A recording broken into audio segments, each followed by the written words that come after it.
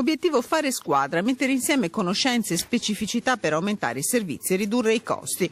Questo è il senso dell'accordo firmato a Padova dalle due maggiori associazioni industriali del Veneto, quelle di Padova e di Vicenza, che da oggi metteranno in rete internazionalizzazione e ambiente. 4.200 imprese associate, 167.000 addetti. Le due associazioni hanno deciso di continuare il cammino avviato con il settore formazione, fondendo di fatto due eccellenze, quella di Vicenza sull'internazionalizzazione e quella di Padova in materia di tematiche ambientali. È il primo passo attraverso un processo bottom-up di aggregazioni che cerca di creare degli accordi tra le confindustrie territoriali per poter sfruttare delle economie di scala e offrire delle migliori risorse sia sotto il profilo dei servizi che unendo appunto il numero delle aziende.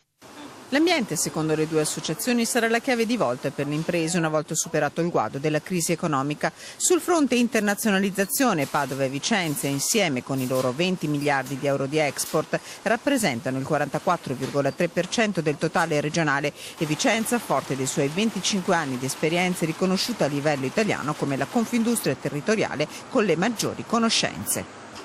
Tutti gli accordi che abbiamo in essere adesso chiederemo ai partner di trasferirli anche su Padova, ma soprattutto tutte le attività che andremo a fare saranno condivise e messe a servizio anche di Padova.